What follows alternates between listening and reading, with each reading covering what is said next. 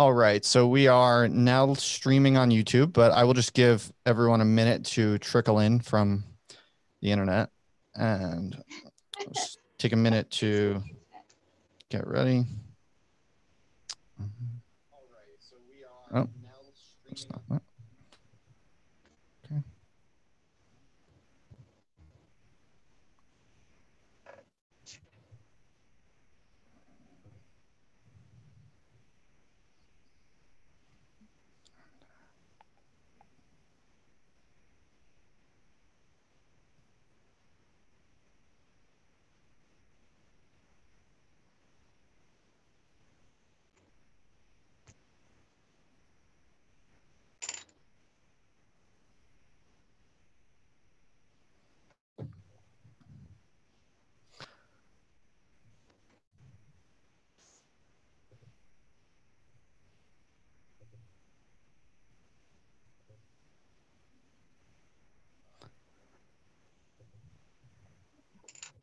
All right.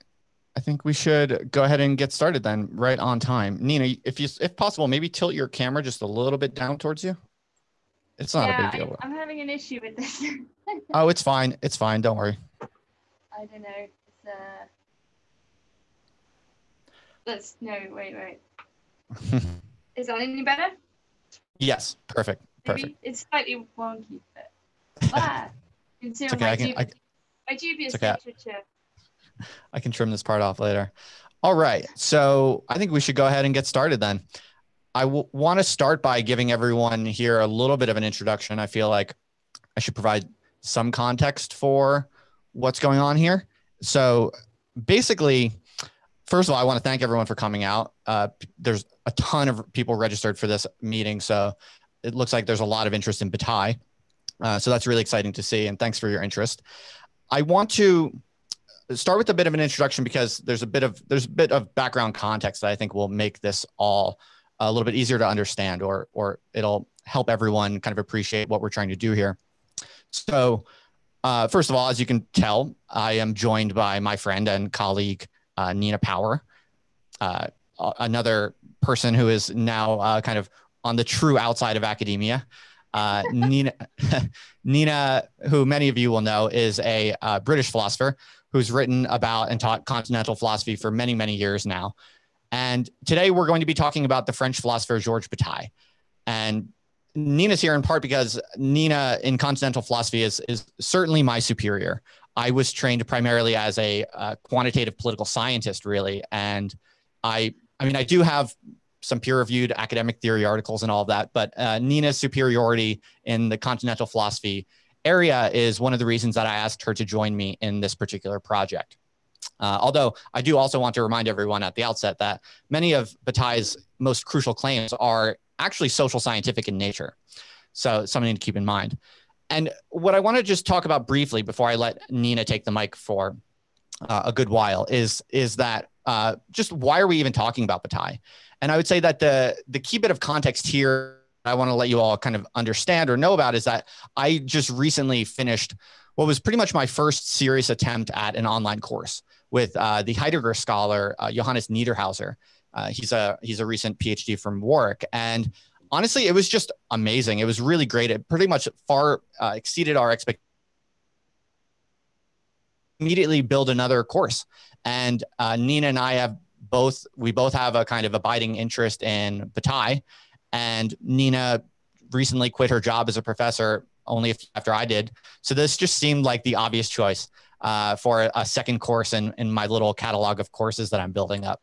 So this is kind of the opening salvo of this experiment I'm doing with Nina.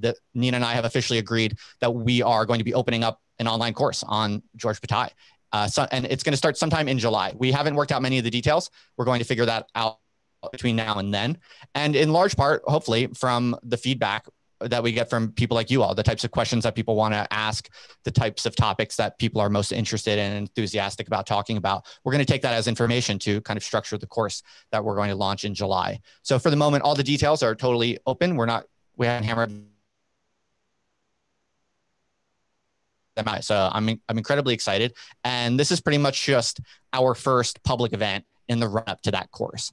And I would say the purpose of today's talk is for us to pretty much just lay out our primary interests individually and our hypotheses at the outset of developing this course, because Nina and I have talked a little bit about Bataille here and there. We recorded a couple podcasts and I've spent some time with Nina, so I know a little bit about her perspective, but I don't really know very much about what Nina really thinks about Bataille, and I don't think she knows very much about my understanding or relationship to Bataille. So this is going to be she and I learning about each other as much as anything else. And yeah, so we're going to kind of use this as a jumping off point for developing the syllabus. That's going to be our online course in July. And so we're really keen to hear all of your questions and comments.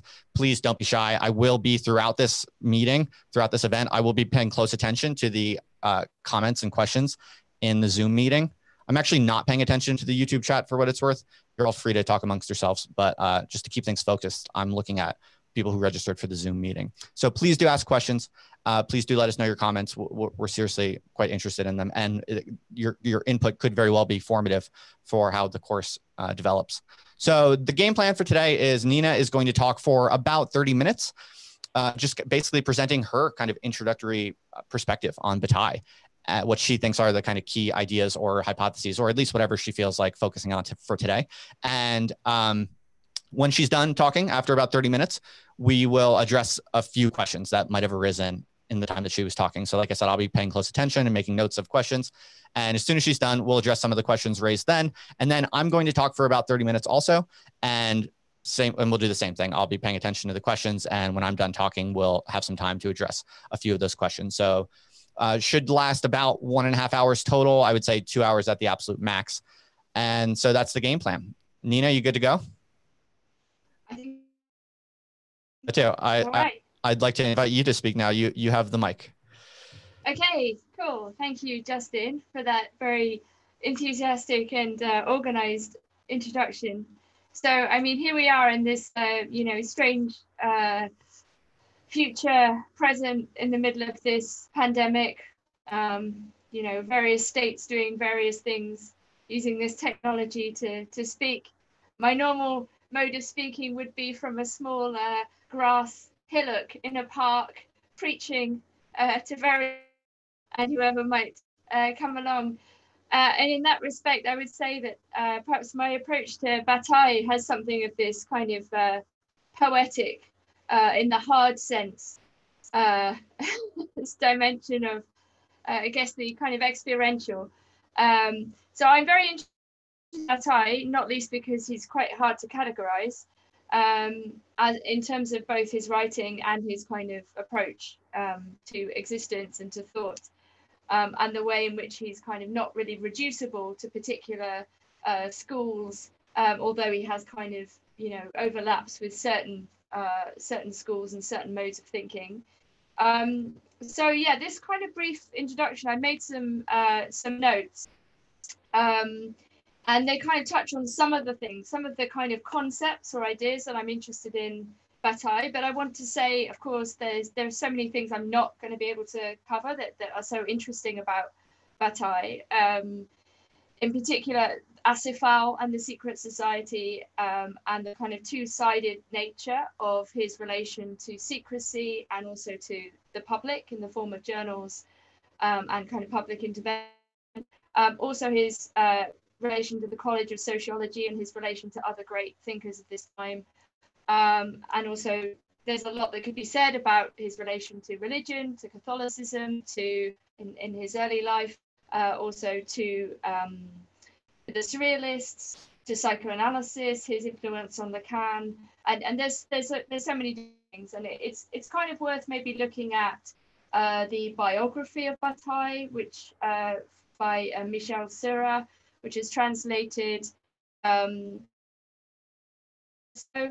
a particularly fine quality edition in the paperback, but there's an interesting take on Bataille, which maybe slightly reduces Bataille's biography to a kind of a meaningful life, like trying to find coherence in his life, which is a kind of open question for everyone in a way, how much you can make of your own life and the kind of various vicissitudes and directions and impossibilities that it might involve.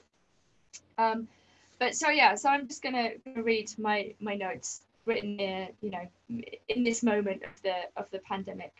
So I think this is an excellent time to turn Bataille. So he was born and died in France, 1897, 1962. The global pandemic and the various states' reactions to it raises certain persistently underlying questions for humanity, ones that are generally obscured by the modern, hygienic, utilitarian, and homogeneous world. As Johannes Niederhauser, who Justin mentioned earlier, puts it in a recent essay, It's Time to Think, which draws on Heidegger and Nietzsche, quote, "The question of being, which we are forgetting, is the reminder of who we have always been.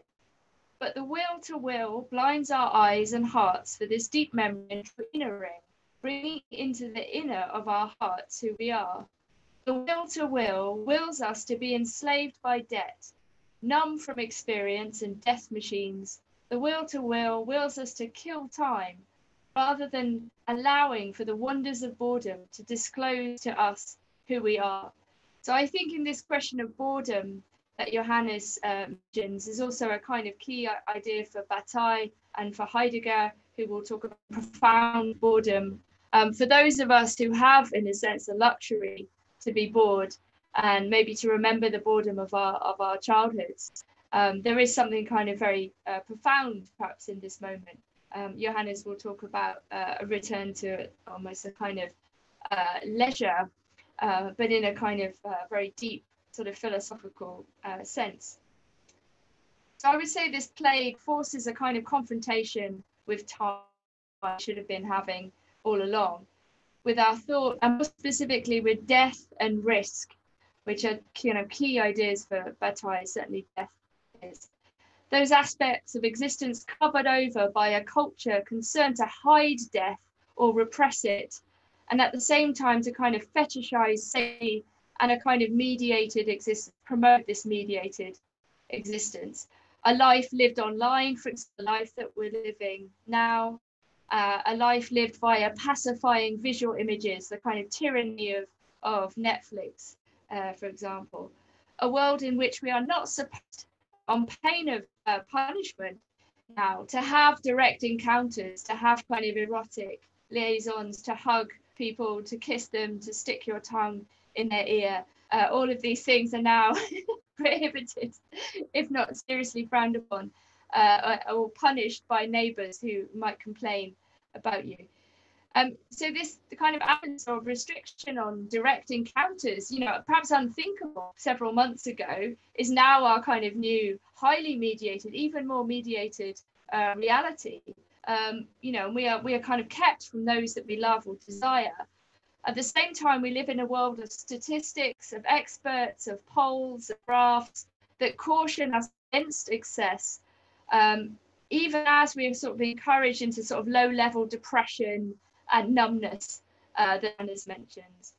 The poetic, the erotic, the impossible are seemingly absent from this world that we're in. The question of the outside and of the sun has at the same time become kind of central, really, really problematic, really a big question about who can go outside. I recently spent 6 weeks in Madrid in more or less house arrest because there was no permission other than briefly to go and buy something in the shop. And this kind of lack of absence, lack of relation to the outside was seriously brutal. It was very interesting how difficult it was. And so this question of the sun is one of the things that I'm very interested in Bataille, because it touches on this question of the outside, our relation to literally nature, to the outside, to what it means to be not domestic in a way, to be kind of, in contact with something beyond us. But also as the sun as a kind of metaphor for thought, for upright thinking, for a kind of classical Greek thought, which I'll talk about in a minute. Although the sun is an obsession for Bataille. It's the apex of a kind of excess of energy. And at the same time that Bataille is writing, we can think about Artaud, the poet who who kind of goes to Mexico to join a sun cult briefly.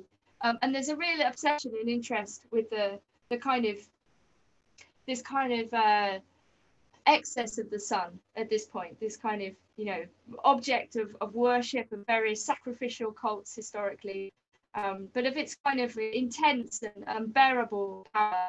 And the sun will become the basis for a kind of different way of thinking about economy and expenditure in Bataille. I'm not going to go into too much of the economy aspect of Bataille. I think that's something that Justin may talk about.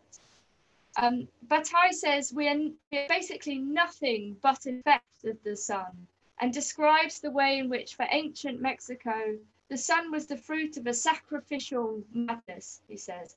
So this is not actually the sun of the classical philosophers, for whom exiting the cave, of course, will induce a certain kind of madness, but it's a kind of temporary madness in the name of perhaps the truth or the good. But for Bataille, this is the kind of philosopher's sun made monstrous. For Bataille, the sun is black. From it we receive disease and passion and pain and madness and death. The sickness of being vomits a black sun of spittle, he writes. In 1927's The Pineal Eye essay, Bataille discusses an eye at the summit of the skull, which opens onto, quote, the incandescent sun in order to contemplate it in sinister solitude. This is not the kind of rational understanding sought by the philosophers, although I want to preserve the madness also in Plato's description. But instead, Bataille says it opens onto an immediate existence. Okay, and there's a kind of impossibility then of like Bataille's direct or immediate relation to the sun. You know, it's not a metaphor. It's really this horrific thing in which we have this kind of residual pineal relation. And also think of the pineal gland in Descartes as well as a theoretical mediator. So the sun then for Bataille comes a kind of blind spot of Western rationality. He says existence no longer resembles a neatly defined itinerary from one practical sign to another, but a sickly incandescence, a durable orgasm, he writes. And what of this question of enjoyment, desire today? We can see, I think, probably all of us, a struggle between those who desire freedom of whatever kind and those whose enjoyment comes from preventing others from being free, often in the name of death. So death, this kind of great repressed unconscious aspect of modern life, is also invoked constantly. You know, people are dying, they will say, and this is a reason to do or not do various things. So death and the death of others, the hypothetical death or the real death of others, is today constantly being invoked on the side of safety and law. And somebody like Giorgio Agamben has been, you know, very criticized by, you know, other philosophers and people on the left for his attempt to try to think through death in the age of the pandemic, because he's accused of, in a sense, perhaps not taking seriously the threat of death, the risk of death in this current plague. But this question of whether death can be rationalized in any way is one that links us to Bataille very closely. I think this is one of his deep and main questions, is the kind of the sort of meaninglessness of death in a way. It's kind of heterogeneous character. It kind of appears from nowhere. So how should we kind of approach Bataille? As Land, a controversial thinker, put it a long time ago in his book, Thirst for Annihilation, George Bataille and Virulent Nihilism from 1992, Nick Land writes the following: who cares what anyone thinks, knows, and theorizes about Bataille? The only thing to try and touch is the intense shockwave that still reaches us along with the textual embers, for as long, that is, as anything can still reach us. Where Descartes needed God to mediate his relations with his fellows, secular man is happy with his television set. We could update this to say internet connection. And with all the other commodified channels of pseudo-communication with which his civilization has so thoughtfully endowed him, such things are for his own protection, of course, to filter out the terrifying threat of infection. So this is Nick Land writing about Bataille in the early 90s. As Ben Noyes puts it in his critical introduction to Bataille, similarly, we cannot either reject or appropriate Bataille. There is something that kind of resists this, either a kind of moralistic refusal, which at the same time would then become a kind of affirmation, but also this kind of academic assimilation. My friend John Appleby makes a very interesting distinction between the kind of the literary attempt to sort of to recapture Bataille and make him a theorist of the literary, if you like, yet another kind of early 20th century poetic French writer, and the so-called coming in later Bataille. Bataille truly of LS and disgust and nausea and excrement and all of these kinds of things. And there is a kind of struggle over Bataille's reception in this way, I would say. So in the preface to the second edition of The Impossible, which is what I'm going to focus on here, it's a 1947 collection of Batailles that veers between kind of poetry, philosophy, prose, eroticism, and violence. And probably the first thing that people might read by Bataille is something like The Story of the Eye, which would one of his early kind of erotic novels, published under a pseudonym, as some of his work was, because it was extremely scandalous, in the kind of fusion of violence and the erotic. Anyway, in this collection, The Impossible, he writes the following: only death and desire have the that oppresses, that takes one's breath away. Only the extremism of desire and of death enables one to attain the truth. And this is a very different image from the one that we're surrounded by today, this kind of attempt to rationalize death and to use it as a kind of political tool. Death here is on the side of the truth, whatever this means, a very complicated truth. It is at the extremes of experience we find ourselves in Bataille's work, both in terms of the genre of his writings, which is anti-systematic, anti-systemic, completely anti-Hegelian in that sense, although he draws on what Hegel will say about negation and negativity.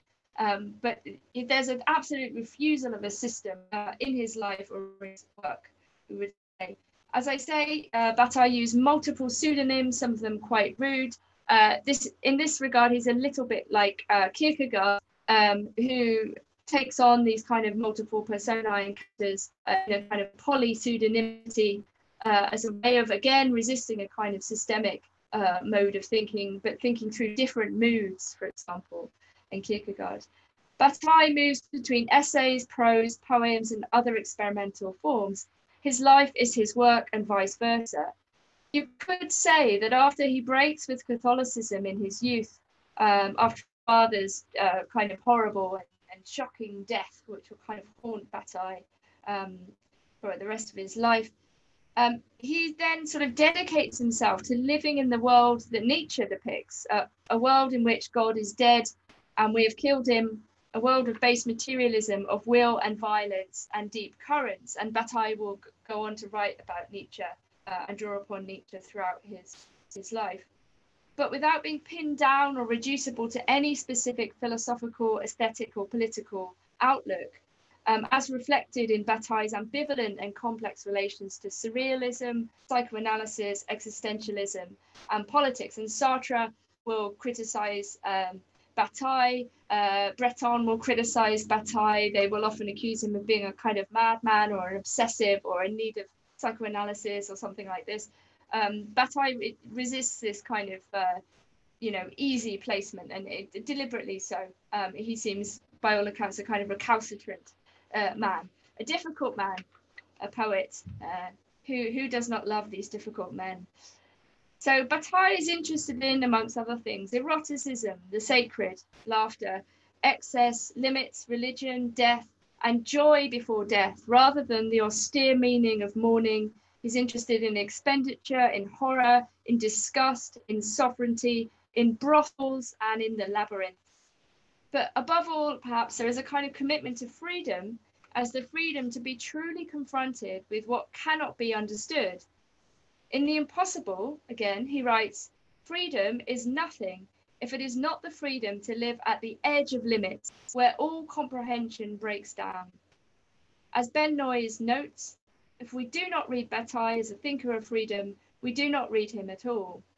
Bataille then is the ultimate thinker of limits, of the edge, of the abyss, but these limits not only or always on the side of horror or darkness, which is an impression you might get from Bataille or from people talking about Bataille, that there's only a kind of excessive interest in what is, you know, horrible, you know, and horrific and violent and dirty. There is that for sure, absolutely. But I would say that there is rather a kind of explosive ambivalence in Bataille. In 1936, The Labyrinth, this essay that's collected in Visions of Excess, which is a, you know, kind of popular collection of Bataille essays, he writes of a kind of incandescent joy, the explosive and sudden revelation of the presence of being, which is liberated each time a striking appearance is contrasted with its absence, with the human void. Laughter casts a glance, charged with the mortal violence of being into the void of life. It is interesting, I think, to note that the question today of who can laugh, at what and how, is a deeply contentious thing. If you look at the film The Joker, for example, this is a film that is in many ways about ordered laughter, about the people and lives that can be laughed at and who can laugh at who, how laughter is regulated in a society, what happens when there's a kind of excess of laughter that's kind of performed by the wrong people. So in the film, it's fine for like these bourgeois cinematic audiences to laugh at Charlie Chaplin, but also to laugh at the Joker figure. But when today's clowns laugh, their laughter is seen to be murderous and dangerous, disordered and frightening. And we can see this also in relation to online, in the question of memes and in the kind of demonization of so-called incels. And the recent film documentary, TFW No GF, That Feeling When No Girlfriend, by Alex Lee Moyer, who is a director that Justin has interviewed. It's a very interesting documentary, precisely because it is a sympathetic and very personal portrayal of some of these young men, these so-called incels who make memes and go on internet forums in the way that they are kind of demonized for their particular humor. But I think a lot of this is a kind of worry that people are not getting the joke. You know, these kind of insular and very kind of fast-moving communities are engaging in forms of laughter, again, that kind of are very disruptive and very heterogeneous and are not comprehensible to the mainstream, deliberately so.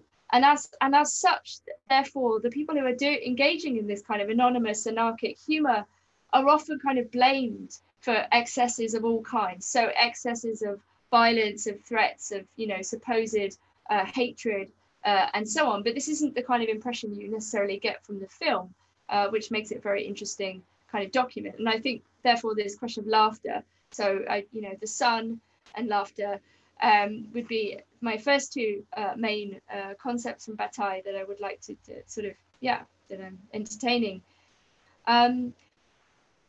So I think, yeah, it remains to be seen in the plague or after the plague, what pushback there will be against this strange climate which we now inhabit, against a culture that punishes or seems to punish all but state-sanctioned laughter, and that has also seriously debased eroticism in ways that perhaps Bataille could not have imagined.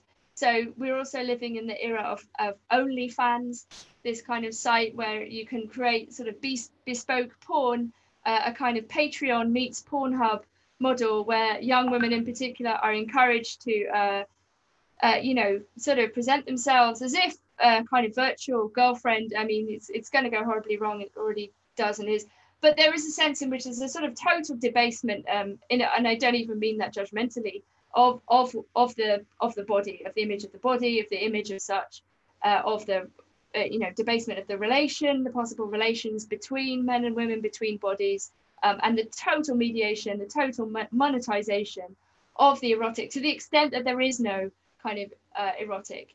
You know, what is left of eros in this age of the total commodification of sex. And in that sense, Pierre Klosowski's book, Living Currency, and Klosowski is somebody who publishes with Bataille in Asifal and is a very interesting thinker, already kind of predicts this kind of total circulation, the commodification of bodies. So bodies become living currency. But this is an idea that I think we see in Bataille, and perhaps there's a kind of resistance to it in the impossibility of eros and the relation between eros and thanatos in Bataille. So what of Bataille's image of freedom? What if it remains to us today? Our world is overwhelmingly a homogeneous world, we have to say, at almost every level. You know, one's personality traits are you know, a problem for this homogeneous world, the flaws that we all have. We could say we live in a homogeneous world, even or especially at the level of experience. So can experience, this kind of fundamental category for Bataille, become something redeemable in practice? And yet we would have to say that the heterogeneous, that which cannot be assimilated, threatens us at all times, nevertheless. And this is what homogeneous societies attempt to seal off and protect themselves from constantly, whether it be in the form of the invisible enemy of the virus, or, you know, threats of all kinds, manufactured or real, that disrupt the homogeneous, smooth world. If we think about death, risk, infection, and so on, we can understand this. So I'll just finish with this brief comment on heterogeneity. In the early 1930s, Bataille, in an essay entitled The Psychological Structure of Fascism, attempted to analyze society. And this is a really important thing to do at this point, because, you know, obviously you have this kind of massive upsurge of fascism that is becoming in need of analysis, like what on earth is going on, basically, how to understand and analyze this this really powerful force in Europe. So in this essay, Bataille opposes homogeneous society, which he describes as productive society, useful society. And he says, in this part, every useless element is excluded. In this part of homogeneous society, money is the calculable equivalent of different products of collective activity. Each man is worth what he produces. He is no more than a function. This is quite a sort of Marxist analysis in a way that Bataille engages in. The heterogeneous, on the contrary, is something other, is something incommensurate. Homogeneous reality is that of science, of kind of order, of money, of calculation, of measurement and exchangeability, of the quantitative, we could say. It's interesting to think about the question of the quantitative and the qualitative, particularly in people like René Guénon, also from this around this time. So the knowledge of heterogeneous reality, Bataille says, is instead to be found, quote, in the mystical thinking of primitives and in dreams, also in myth and so on. And we can see the way in which myth starts to become incredibly powerful in this period, right? The invocation of supposedly national myths, of rituals, of the sacred. And this is what Bataille is trying to understand. And I think this is the kind of, still remains a key kind of question for us today. What kind of happens to the sacred today? Like, where does it reside? Where does the heterogeneous reside today?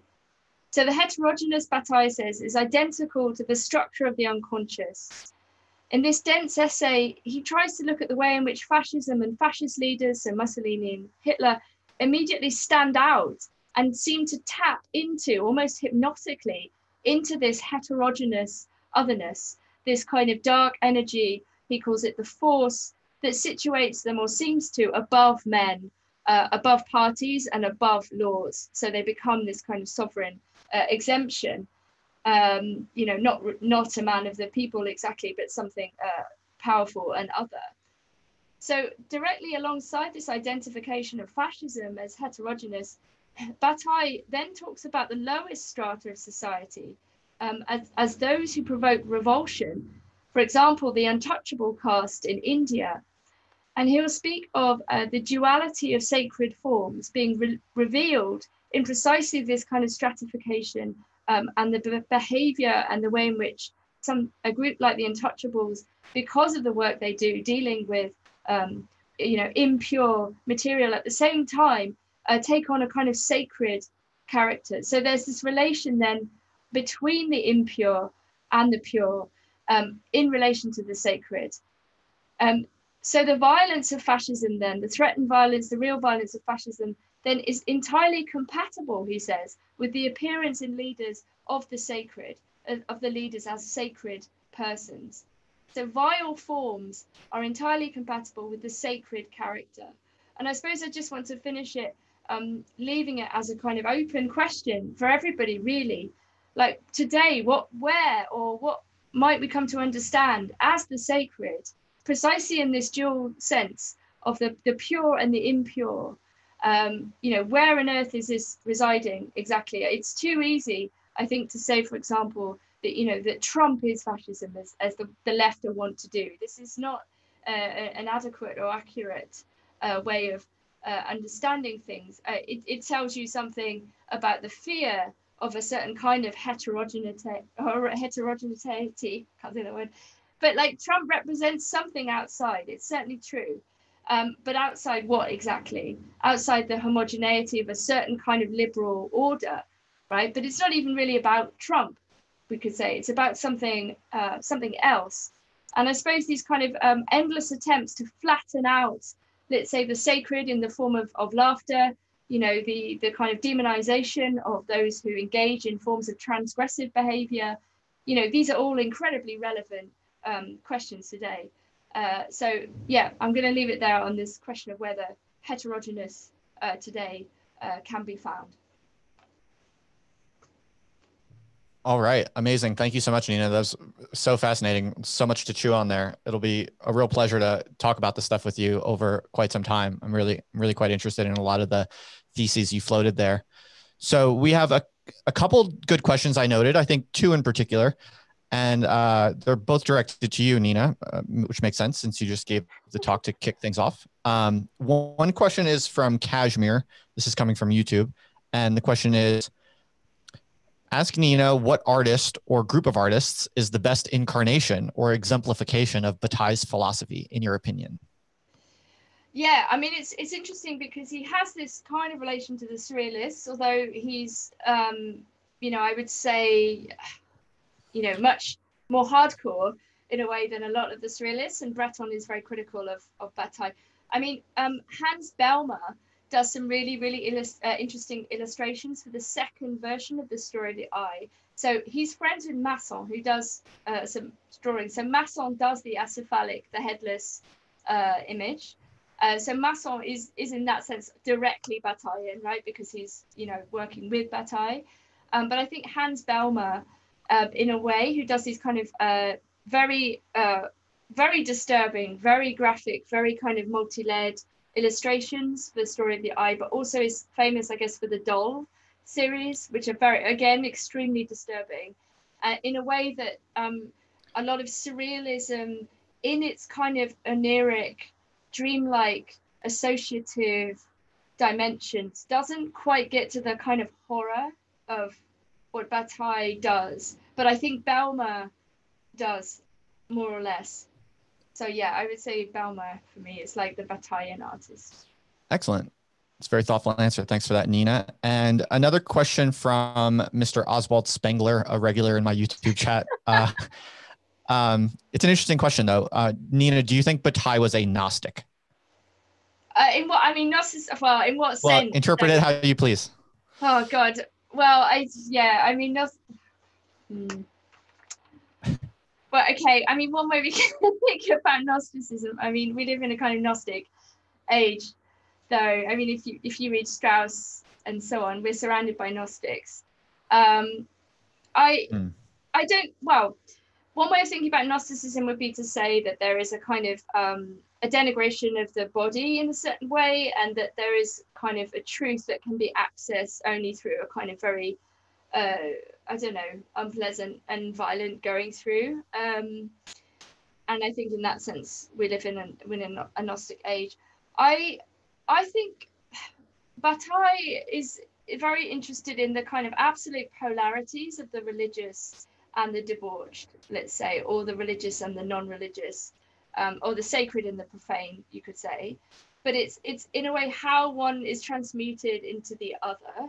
I mean, if you think about the mystical saints, I mean, Lacan will talk about St. Teresa of Avila and the kind of orgasmic statue of Bernini, and the way in which asceticism tips over into excess, into eroticism.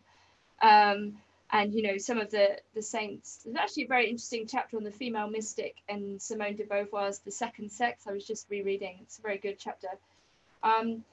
But a lot of the female mystics, you know, engage in these kind of very debased behavior. I mean, like kind of eating leprous sores and you know, being nourished on the vomit of the ill, and you know, touching these kind of diseased bodies in a way.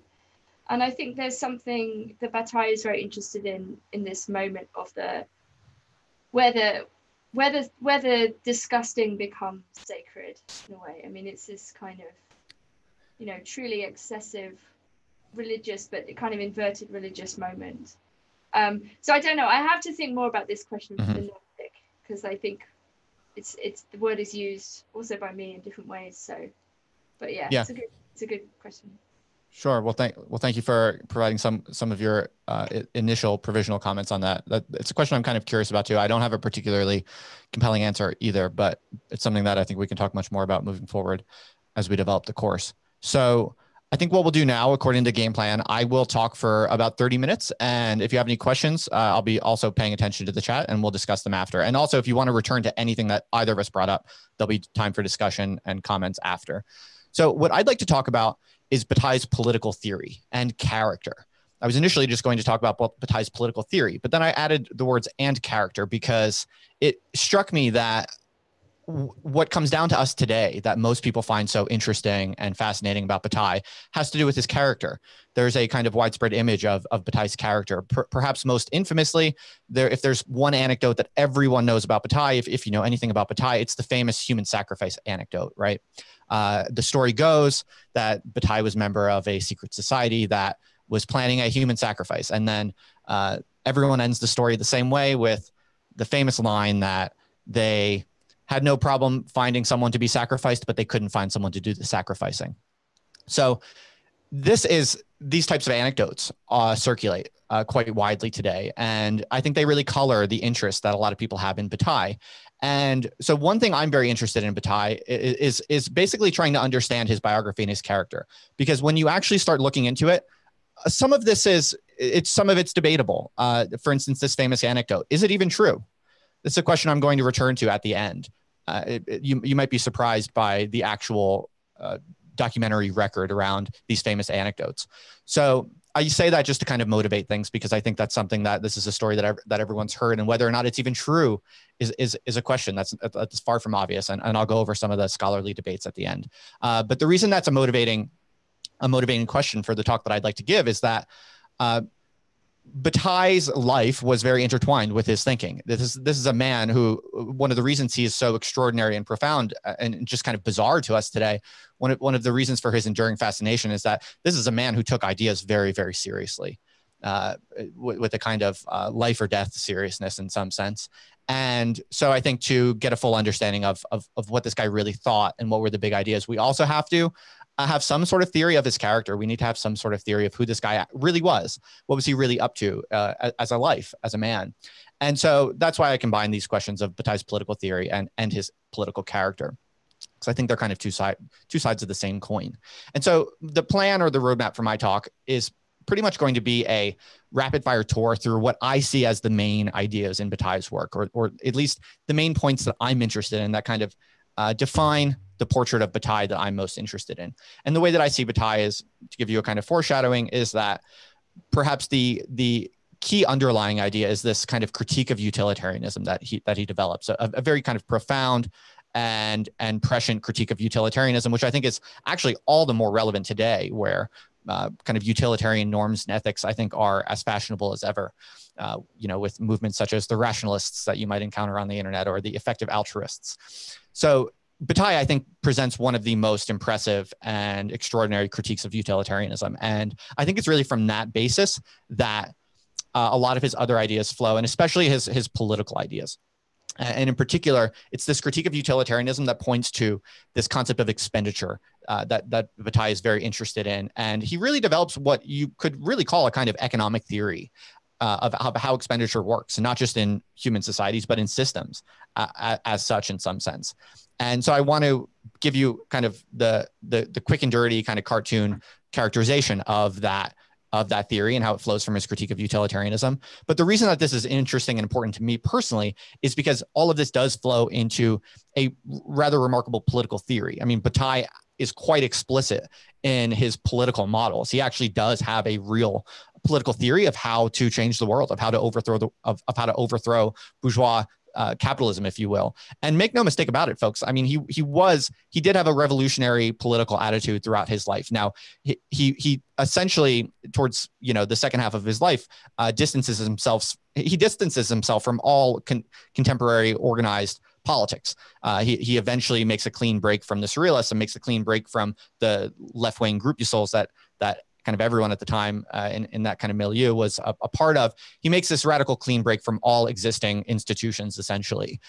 So at a certain point, he does completely let go of any kind of bourgeois quotidian type of political activism. But he was, of course, always a kind of fellow traveler of the radical left in some ways, and he carries that spirit throughout his life. He certainly always has an abiding kind of hatred, I would say, for all that is, for all that exists in some sense, for all of the rottenness and injustice, although injustice is perhaps an unnecessarily moralized word. In any event, I'm just clarifying or stating up front for you all that this is an essentially revolutionary man who was throughout his life interested in the question of how to essentially overthrow institutions from a very kind of sociologically kind of left-wing kind of background or context, I think it's fair to say. But perhaps that's an interesting debate or discussion we could have later. In any event, I want to understand his political theory of revolution and really kind of break that down for you, because I think it's quite compelling. It's surprisingly explicit and surprisingly compelling, I think. So let's start with breaking down his critique of utilitarianism. Frankly, it's quite simple, I think. I think he develops in a way that's kind of remarkable and unique. But the basic critique, I think, is very simple and very compelling. He says it pretty clearly at the beginning of the essay, The Notion of Expenditure. He basically says, if I'm reading him correctly, he says that the utilitarianism is essentially a kind of self-defacing or self-defeating philosophy, because you can't justify a utilitarian philosophy on utilitarian grounds. He basically says, whenever you see people kind of espousing a utilitarian philosophy, there's always some kind of categorical principle hiding behind it, usually unarticulated and never quite fully justified. So he kind of starts, in my reading of Bataille, but he starts with just this basic logical problem of utilitarianism. You can't really justify anything in human life with a kind of ends-based or consequentialist or utilitarianist kind of attitude. I'm guessing I don't need to go over this for you all. The basic idea of utilitarianism is quite simple, right? It's basically, there are different versions of it, right? But the simple version is essentially maximizing welfare, minimizing suffering. And then there are different versions of that. And basically what he says is that at some ultimate level, this simply doesn't make sense. It doesn't add up. And it's essentially a logical critique. And I think he's absolutely right. You can't justify a utilitarian philosophy without recourse to something that's essentially non-utilitarian. He cites the concepts of duty or honor, for instance. There's always kind of lurking behind a utilitarian philosophy some kind of essentially categorical imperative or principle. And so therefore, all utilitarianism, and by the way, if it's not obvious, utilitarianism is kind of the defining sensibility of modern Western society, really. It is the conventional wisdom. It is the conventional ethical wisdom, I would say, without a doubt. And so that's really what he's gunning for here. And so what he says is this basically doesn't add up. You can also get to this, by the way, folks, through analytical philosophy, right? This is, in a sense, this is Gödel, right? This is the incompleteness theorem. In some sense, philosophies can be complete, but they often have a difficult time justifying themselves. There's always this kind of infinite regress of justification. So that's basically what he's seizing on. And so all utilitarianism essentially operates in this kind of bad faith sphere where there's always some sort of unarticulated principle or categorical imperative that's non-utilitarian. And so if you take that as the starting point, a kind of negative critique of why utilitarianism, the dominant attitude, doesn't make sense, well, then what he does is he goes on to explore, well, what are the implications of this?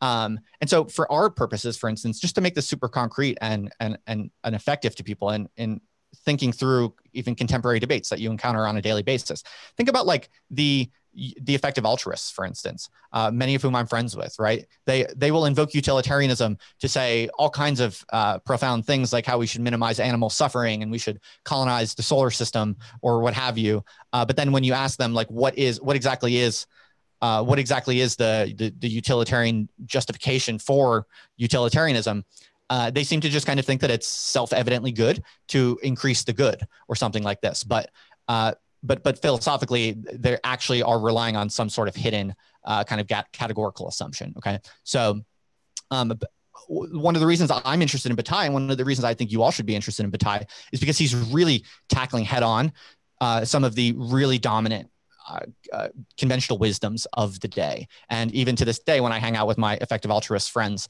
I sometimes find it difficult to find the right words to attack them and to cut the rug out from underneath them.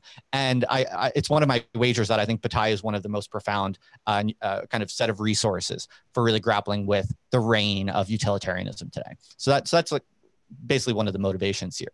And in any event, the upshot of this, the positive upshot of this critique of utilitarianism is that, well, essentially what Bataille says is that if there is any point to utility accumulation, it would have to be something like expenditure without reserve, or essentially waste. And notice that that's peculiar. That's kind of contradictory, right? I said if there is a point to a utility accumulation, in other words, a purpose, a utility, an end, if there is an end to this reign of ends, it would have to be this kind of radical gesture of departing from utilitarianism, this gesture of waste. And so really what he's saying is that at the heart of being, there's this contradiction. There's this contradiction between usefulness and utility and pure waste, what he calls expenditure without reserve. So in some sense, if there is any purpose to all of this work that we do, of all of the useful stuff that we try to produce in our lives, if there is technically any purpose, if you really want to be a consistent utilitarian, in some sense, the implication is that the point is to waste. We have this deep desire and drive and need for periods or activities that involve extraordinary and profound, useless, meaningless wastage. And he provides and explores many different examples, right? And so it's easy to think of things like religious sacrifices, whether they be animal sacrifices or human sacrifices, but also one might even think of economic examples, right? He draws examples from throughout human anthropology, and even also you can think of examples at the system level in a more abstract sense. In some ways, systems, right? If you think of like pressure valves, right? Systems often have to quote unquote blow off steam. So there's this kind of deep underlying kind of model that Bataille is really trying to get at, which I think he believes kind of underlies both human societies, but also perhaps physical systems. So that's a bit speculative. I'm not sure he really fully kind of adequately explains that or justifies that, but those are the stakes. That's where he's pointed. Okay, and so the why does this matter, right? Well, let's kind of try to cash this. Let's try to cash this out a little bit. And I would say that the positive upshot of this part of his worldview is this notion of the sacred, which now connects my talk a little bit with some of the themes that Nina was talking about. The sacred is the kind of positive byproduct, the kind of ripple in the social fabric that occurs as a result of expenditure without reserve, or what you could also just call, for shorthand, sacrifice. Okay. So, to be clear, expenditure, waste, sacrifice, these are all more or less interchangeable. And what Bataille argues is that when we engage in this particular activity of expenditure without reserve, truly useless wastage, in other words, this is the mechanism that produces the sacred. Okay, so this is a social scientific argument, and for what it's worth, this is essentially Durkheim. This is coming from Durkheim. up through Marcel Mauss and that particular lineage that Bataille, that was very influential at the time, and that Bataille was quite well schooled in. And in the writings and in their conversations, they were pretty explicit that this is essentially a kind of Durkheimian inheritance. Okay, and so now here's where this gets really interesting, because we're not just in the land of critique anymore. We're in the land of actual sociological mechanisms. Bataille believed that he kind of unlocked something secret and special about how the world is held together, about how humans and communities are held together, and how community dynamics arise and take off. And there's something kind of specifically unique about this activity of sacrifice. Okay, and so this, folks, is the kind of theoretical background for the crazy stories you've heard about Bataille and his crazy antics. Most famously, this idea of having a human sacrifice, which we'll get to in just a minute after we talk about what I think is the even more interesting and for many of us here today, I think more immediately of interest, which is the question of politics, and the question of in particular radical political change or revolutionary political change. And I think, to me, also, this is one of the highest stakes questions in all of this, because like Nina, I too am very interested in what exactly is going on today with the inheritance of a radical left, of a revolutionary left. What happened to the revolutionary left? I'm very fascinated in by this question, and it's quite bizarre. I'm not sure that anyone out there has a very satisfying answer to that question. I think there's profound confusion about what happened to the revolutionary left in the course of the 20th century, but also from the ruins of contemporary confusion, what would a real revolutionary left look like? This is also a question that I'm very interested in. And I believe that in Bataille's kind of militantly idiosyncratic, militantly kind of antisocial in a way, kind of philosophizing and political theorizing, I do have this hunch that there are profoundly useful and inspiring resources for precisely this question. Okay, so I want to sketch for you very briefly what Bataille's theory of revolution was, because it flows directly from this sociological mechanism that Bataille believes he kind of uncovered, having to do with the production of the sacred through sacrifice.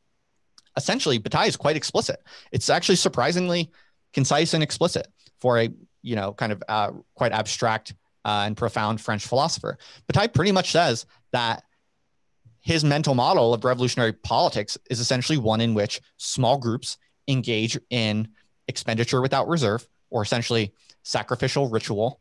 And because of the sociological mechanism of this type of sacrificial activity, because this produces the sacred in a sociological kind of reliable, predictive way, you can kind of predict and steer what happens in a way because of this model that we have. Bataille essentially thinks that small groups can bootstrap kind of revolutionary dynamics across the social fabric through a kind of cultivated production of ritualistic sacrifices. He's pretty explicit about that. I won't bore you with quotes at this point, although we can get into it later if you want to. And I think he's quite clear. I think it's hard to deny that is essentially a model of political dynamics that Bataille believe. Not only did he believe in abstractly, but he actually set about this goal. He actually tried to create groups and organizations that went about achieving this dynamic of revolutionary political upheaval through small groups engaging in the cultivation of ritualistic sacrificial activity or expenditure without reserve. Okay, so this is pretty crazy. This is all pretty crazy, right? This is pretty insane and amazing, for better or for worse. So that's essentially my kind of, in a nutshell, understanding or my portrait of Bataille and what I think are the key linchpins in his philosophy and how they connect together. And it's also a bit of why I'm so interested in him and why I think doing a course on Bataille is likely to be extremely rewarding for many of us today. And so what I want to close with is just a bit of a discussion on what I promised at the beginning, which is a little bit of a reflection on who this man was exactly, what exactly his character was. And up until now, I've been, I think, quite favorable towards Bataille. I hope it's obvious that I admire this man's thinking tremendously, and I admire his extraordinary commitment to live out consistently what the results of philosophy was telling him to live out. An absolutely extraordinary man and philosopher in this regard. But I do think it's interesting to also be honest and perhaps a little bit more critical about what I think maybe are some bigger questions in Bataille's life. He has a very popular, I would say, image, especially on the internet today. People who are, people in my circles who are interested in Bataille, I would say he's kind of, he's a bit sexy and fashionable because he's seen as this kind of really kind of crazy, radical, militant, nihilistic type of badass in some ways. And while I want to retain some of that image, in many ways, as I said, he's very admirable and truly unique. And yes, I think it's clear how much I admire him in some regards. In other ways, I think there has yet to be fully applied a critical and skeptical lens to this guy's life and to his project. And so I don't want to be just a Bataille cheerleader. And I want to connect what I've said up until now to a short reflection on his life. And I want to do that by zeroing in on this particular anecdote that most of you have heard of, this idea that he was a member of a secret society that was going to conduct a human sacrifice. So I want to start by putting out a provocation, which is that this is not totally true. When you actually go over the documentary evidence, interestingly, there was a book put out not too long ago, a new book of papers collected from this group was called the Asafale. Nina mentioned it before. It is true that Bataille was a member of a small secret society known as Asafale, and they did engage in rather bizarre ritualistic activities. This is well documented. There's a lot of evidence for this. They would go, for instance, into the forests of Marly and other places with historical mystical significance in France, and they would go in small groups in the middle of the night, and they would engage in quite bizarre activities. Often there were daggers involved. Often there was cutting and bloodletting involved.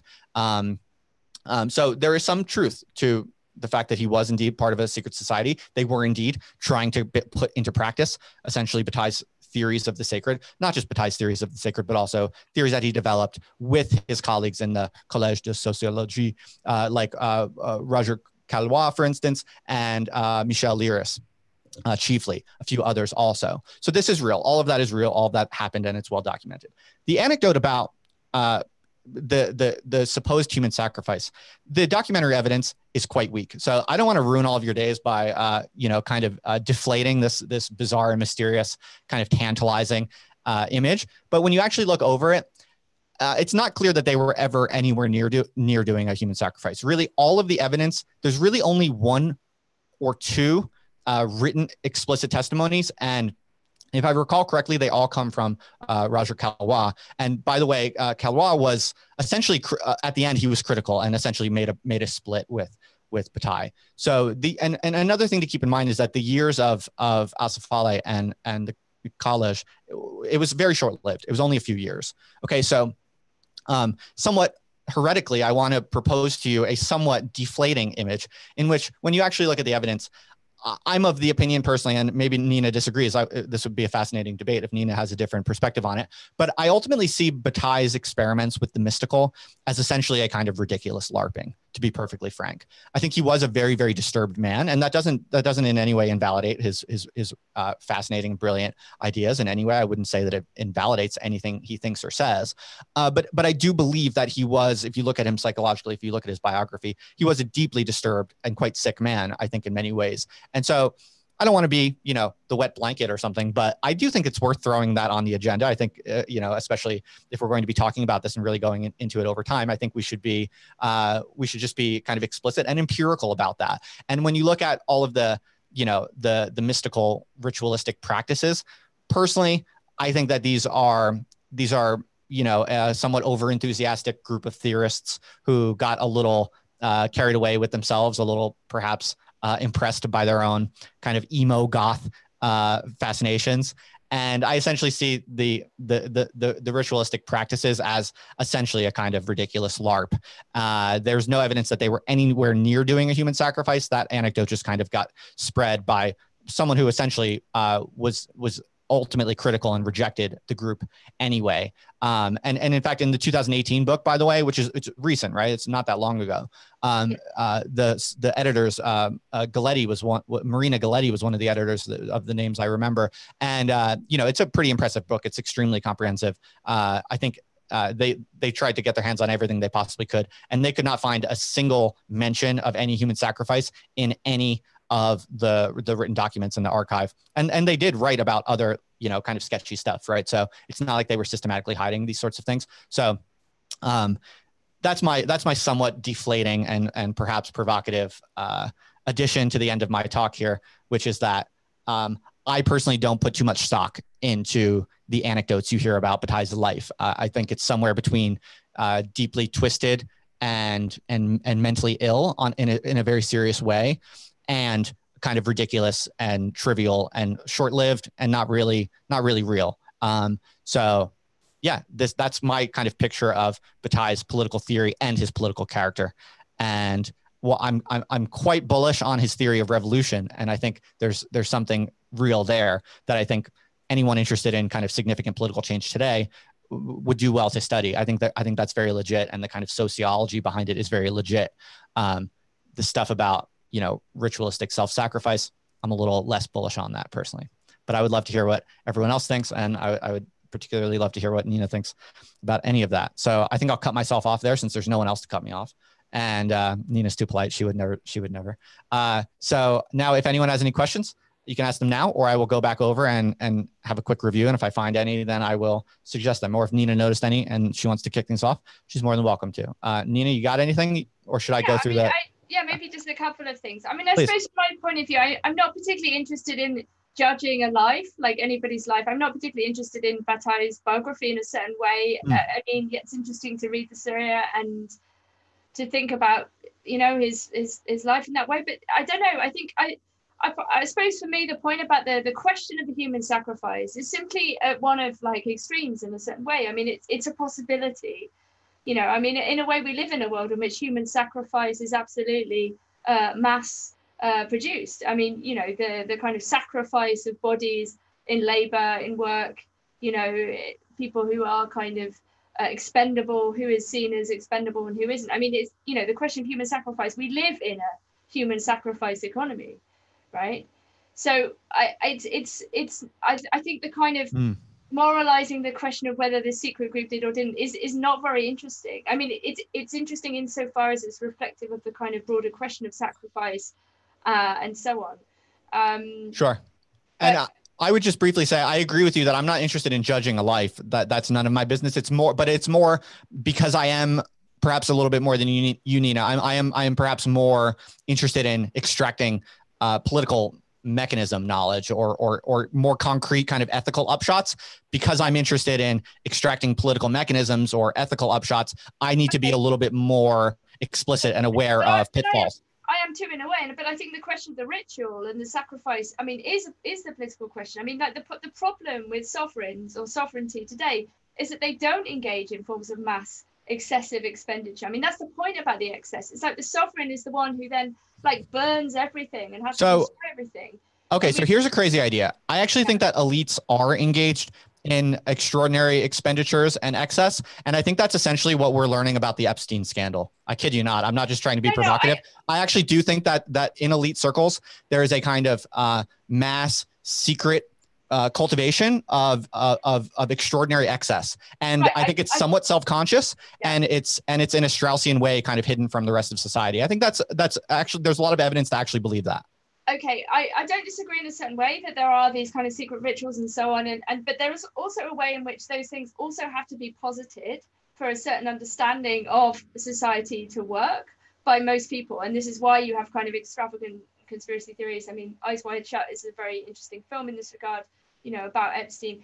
But I think the thing that's kind of maybe missing is the fact that these spectacles, these excessive forms of expenditure are not public. They're not the kind of festivals in which everything is topsy-turvy, the poor become rich, the rich become poor. They're not gigantic kind of festivals for everyone. They're kind of secret society, private things, with the rich are kind of hidden away, and they kind of accumulate their wealth in these kind of abstract and virtual ways, as opposed to because it's no longer kind of physical in a certain sense. So, you know, the question of sovereignty, you know, becomes a kind of diffuse and difficult question as well. I mean, when Walter Benjamin writes in 1921 about capitalism as religion, you know, he tries to suggest that capitalism is in a way a kind of horrible festival that goes on all the time. So as opposed to thinking of the idea that there's kind of work, grim work, and we get these brief moments of freedom, you know, like the weekend. You know, Benjamin says in the 20s that actually we're stuck in a horrible festival that we've forgotten is a festival, right? So there's a kind of interesting way maybe you could think about Bataille and Benjamin on the question of like capitalism as religion. Like what is the, you know, when the festival and the rites and the ritual and the sacred have become so total that you kind of can't see them anymore. Yeah, that's interesting. I see what you're saying, but what does that say for the kind of random oppressed individual in this homogenized system? Like what is the implication? Well, I mean, I'm personally not against people like coming up with their own rituals. I mean, R.D. Laing talks about this. Laing and Cooper talk about this a lot in the 60s and 70s, actually. I mean, I think, yeah, I'm not against that either. I'm into ritual. I don't think, I wouldn't just kind of reduce interest in these things into like LARPing and this kind of thing. I think, you know, there's an erotics of play. There are kind of all kinds of things. I mean, of course, these things can be also like really cheesy as well. I have no doubt about it. I mean, like, I'm not defending furries, but you know, I mean, this is a kind of telos of a certain kind of like, again, like a diffusion of kind of, I don't know, erotic energy and imagination. No, I want to be super clear. I'm not dismissing ritual whatsoever. I mean, I'm saying I essentially think that Bataille's sociological theory of what holds people together and how to do that is essentially correct. So therefore, I believe in what he's saying about ritual. But I do think it is crucial to pinpoint this difference and for us to try to figure out what this difference between LARPing and real ritual. Because, for instance, like Kojev, for instance, says about Bataille, Kojev essentially agrees with my critique. Kojev says, you know, I forget, I'll paraphrase him and probably butcher it, but he says something to the effect of, you know, Bataille and his buddies will no more create rituals and bond themselves by the sacred any more than a magician could actually fool himself about his own tricks.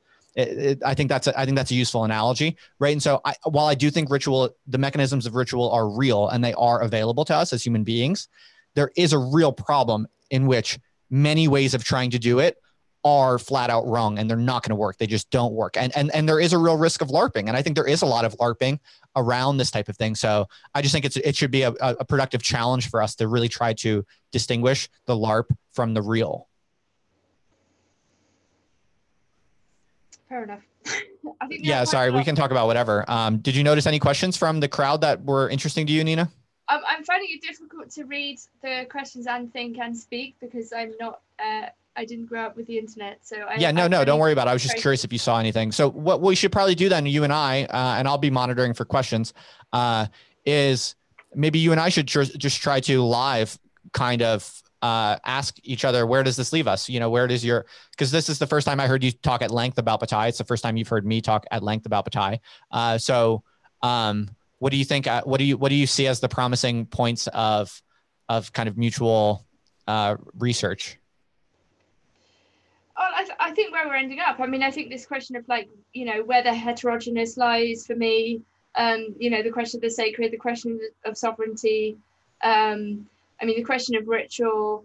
I mean, I think when Bataille and others talk about sociology, it's not in the way that we think about it today in that way, you know, like in the psychological structure of fascism essay, this is a really serious attempt to kind of get behind the propaganda, get behind, you know, both left and right in a way, thinking to something deeper about these kind of libidinal structures, let's say, of a kind of mass magic, of a kind of mass hypnosis, these questions of energy, about, you know, these sacred figures that are also at the same time kind of invoking violence, the question of purity, the question of the dirty, you know, like these are kind of questions that philosophy isn't asking, but nor is politics exactly either, you know, and which puts Bataille in a very interesting position vis-a-vis, let's say, the socialists who have like a line on how to oppose fascism. Right. You know, so I think I'm interested in that kind of, I don't know, like deep sociology, like the sociology that taps into these sorts of like darker forces, let's say, and tries to understand them. Yeah, I mean, I would love to be convinced. I would love to understand or be convinced of a more deep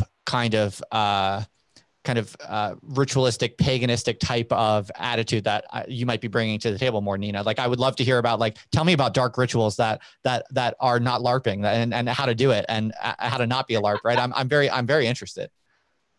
I'm not going to talk about that here. So so let's talk about secrecy then. Is secrecy what's at stake here? Are there things that cannot be said? And that's part of what's going on here. Absolutely. I mean, if you think about the relation between the esoteric and the exoteric, I mean, Asifal is an esoteric exoteric model. You know, you have the, I mean, the point about the secret society is that the secret. I mean, it's like, but there, I suppose the question would be, are there kind of bonds and forms of loyalty that one can entertain with a few select other people? I mean, I'm very, very interested in the question of loyalty. I think the question of loyalty has been completely abandoned by the left. It doesn't even understand the question of friendship, let alone comradeship, because it has a kind of public and exoteric model of these things and doesn't even live up to them anyway. But I think the esoteric, the question of loyalty and bonds, that what one can do with forms of trust, whether it's in the philosophical dialogue, let's say, you know, one can speak about anything in a certain way within the kind of remit of a secrecy between two, and then the question of the group and what the group is kind of able to entertain, both kind of practically and theoretically.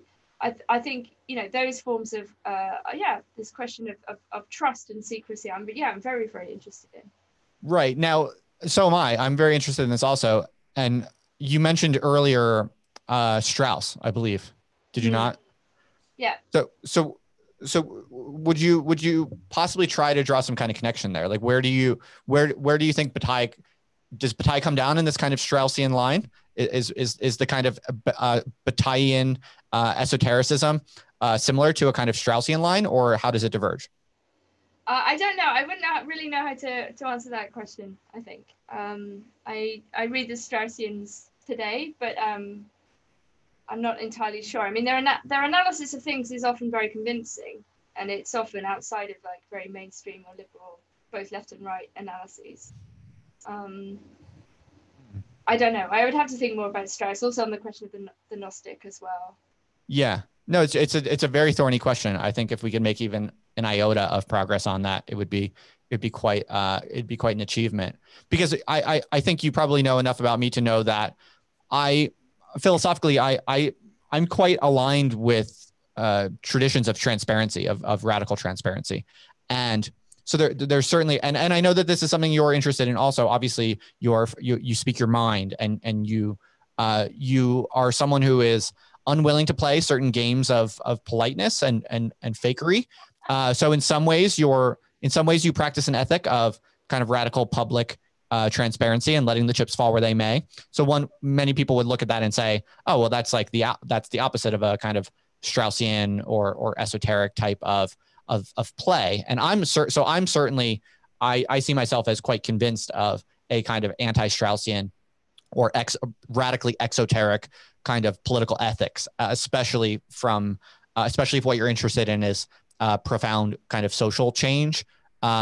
So that's certainly where my priors are, and where my kind of philosophical and in some ways scientific inheritance comes from. And I know you share some of that, but I think you are much more interested in the esoteric than I am. So I think it would just be, I'd be very curious to know how you balance those two, or where you draw the line between those two. Yeah, I mean, I am interested in a certain kind of like radical honesty and a certain publicness, insofar as it, you know, I think, I don't know, there's a way of living a life like that that is kind of interesting, also as a literary project. Yeah, and also kind of the question of pedagogy and conveying ideas, you know, I'm very interested in this, obviously. But I suppose the esoteric, to me, if it means anything, is in relation to Bataille, is a kind of experiential question, right? It might not be communicable because it's something that is a kind of process, or you know, something that one has to live through. It's not simply something that someone tells you about, or it's something you read. You know, that its esoteric quality is something to do with its experiential quality. which is Right. what might align it with Bataille in a certain way. Right. Yeah, that makes sense. I need to think about that. There's a question here from Cleo. Nina, could you say more about Rene Guénon and the quantitative-qualitative distinction? Yeah, I mean, so this kind of relates to a way of thinking about the modern world and homogeneity and those kind of questions we were talking about before. I mean, simply to say, you know, Guénon says in the way we live in like the regime of quantity, which is in a sense kind of an unavoidable conclusion, in the sense that like everything is kind of measurable, exchangeable. You know, the moment you have a certain kind of calculative modernity, you know, and maybe this does relate to the experiential and the esoteric then in a way, because the qualitative is in a way that which cannot be exchanged. You know, okay, we can reduce everything, we can swap everything, you can pay for anything, right? You can pay for sex, you can pay for being touched, you can pay for, I don't know, almost basically everything, right? Is exchangeable for a sum. But this doesn't kind of explain like I don't know, the very kind of vivid and perhaps poetic and real dimension of existence, which is the qualitative. I don't know. I'm gonna have to think more about the relation between Guénon and Bataille. Yeah, well, I mean, one thing I would say very briefly is that Bataille and co. were very interested in this idea that they called the sacred sociology, and it was essentially a kind of, they were essentially trying to synthesize the quantitative and the qualitative. That is essentially, I think, what is at stake, because they were trying to essentially identify the sociological scientific mechanisms for the production of qualitative ruptures, of experiential heterogeneous kind of departures. And yeah, so I would just put that on the agenda to say that. Yeah. Yeah. Totally. So I don't know. I feel like maybe, Nina, we covered a lot of ground. I think we both spoke at great length. I think if we wanted to, we could wrap this up. Here's a nice little comment from David Roden, who I'm sure you know, Nina. I'm just going to read it out loud. David says, Nina's observations about loyalty and friendship are fascinating and maybe connect with Justin's LARPing claim. Friendship is an ethical relation to a singular individual. In eroticism, for example, friendship might involve practices, e.g. sadomasochism, which can be seen as unacceptable or immoral outside that relationship. This needn't be ritualistic, although it might, but perhaps be both ethical and incommensurable in the way that some identify with the heterogeneous. Right. So something about loyalty and friendship are perhaps the criteria that distinguish LARPing from true ritualistic activity or sacrificial activity. Yeah, thank you for that, David. It's a good point. I mean, one thing I would add to that is, you know, there's this idea that comes out of Diogenes. Well, it comes out of diagnoses of Diogenes, namely in Foucault's book on the courage of truth. There's this idea of, and Nina's heard me talk about this before, this concept of parrhesia, of frank speech, of political frank speech, a kind of radical laying bare of saying everything in a kind of reckless way. This concept of parrhesia, as Foucault notes, has certain criteria. And I'd have to return to the book because I don't recall offhand, but he talks also in that book about friendship. And there's something about the friendship bond that has something to do with this kind of parrhesiastic gesture. And I would hazard a guess, or hazard a paraphrase, if I recall correctly. It's something to the effect of when you engage. Well, first of all, it's kind of interesting to note, I never even realized this explicitly, but it's coming to fruition now, that parrhesia is a kind of sacrificial activity. You're sacrificing yourself in some sense. So when you stick your neck out there and you say that which is taboo and you're quote unquote canceled, you essentially are a small type of human sacrifice in some way, right? And in that ritualistic sacrificial activity, the bonds that you build or the friendships that you build, perhaps there is a kind of there's something perhaps on the dimension of the sacred there, would be one hypothesis.